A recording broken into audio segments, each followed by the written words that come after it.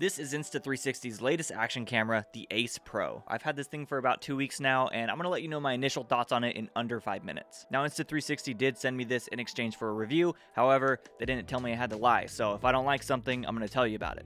Now, this is not going to be an in-depth review by any means. I'm not going to go over every single feature of this camera, but just some of the features that I have used and tested over the past 2 weeks. Now, they marketed this as an AI action camera, which I thought was just kind of a gimmicky thing where you can make your videos look like the cool AI stuff that everybody's doing.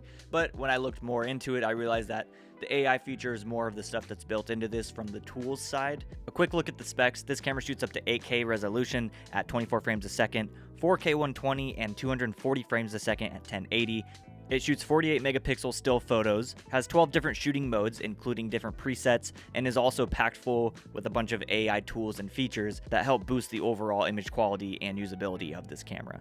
This camera shoots 8K video up to 24 frames a second, but I found myself shooting in 4K more than 8K just because with 8K you're going to lose some of the features. For example, it restricts the stabilization modes to only one option, and you also lose active HDR, which is a very helpful AI tool that's in this camera. There's also a little bit of latency on the screen when you're shooting in 8K, so I found that 4K is a better suited option overall. And also when it comes down to it, there's really no need for me to shoot in 8K. I'm not really going to use the benefits of all of that resolution. One of the coolest things that I initially saw when I saw this camera is the fact that it has this flip up screen, so you can record yourself if you're shooting a vlog or whatever it is, which I'm using this camera for everyday use. I'm not using it to throw onto a motorcycle or to jump out of airplanes. So to have this screen versatility is really beneficial, and I've been using that probably the most out of any other feature in this camera.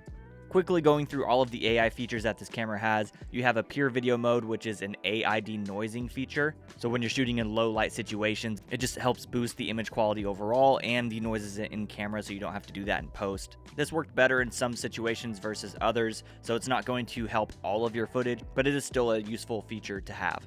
It has an AI highlights assistant, which essentially auto cuts videos together for you. So if you're not experienced with video editing, but you want to chop up a cool sizzle reel from some of the footage you shot, just go into the app and it will chop up the clips for you. Gesture control lets you start and stop a recording or take a photo by simply throwing your hand up and down or throwing up the peace sign, which is great when the camera's mounted somewhere and you don't have access to starting and stopping it.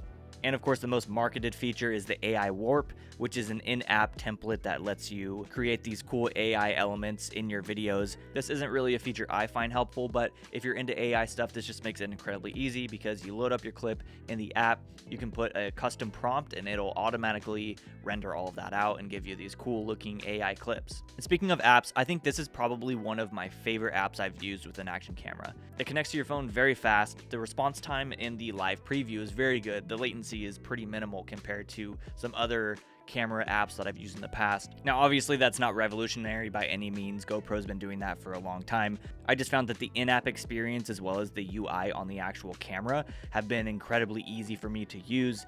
Made it to San Francisco for a quick work trip while I'm working on this review and figured I'd get a couple clips. They upgraded me to the presidential suite. Don't know why. Don't deserve that. You know, sometimes there's no better way to test a camera than taking it along with you to the beautiful trails of California suburbia.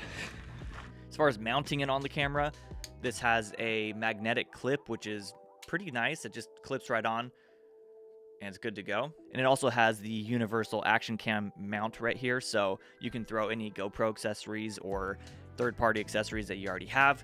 I would say overall I've been very impressed with this camera, from the tool side to the build quality to the actual image quality itself, but there are a couple things that I noticed that I really do not like.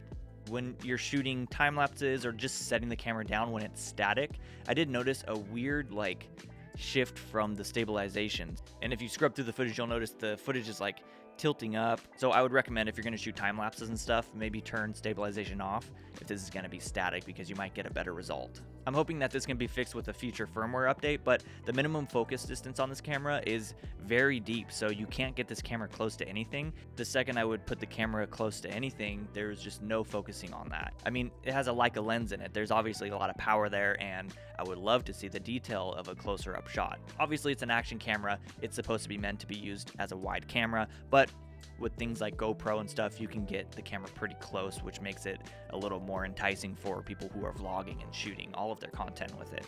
I think overall this camera probably has the most features out of any action camera I've seen coming out recently. Now that's not to say that that makes it better. I think the upside that this camera has is all of those features that make it easier to shoot your content. But that's going to wrap up this quick 5-minute review. If you did like this video, be sure to give it a thumbs up, say hello in the comments, and consider subscribing to the channel. I will see you all in the next one.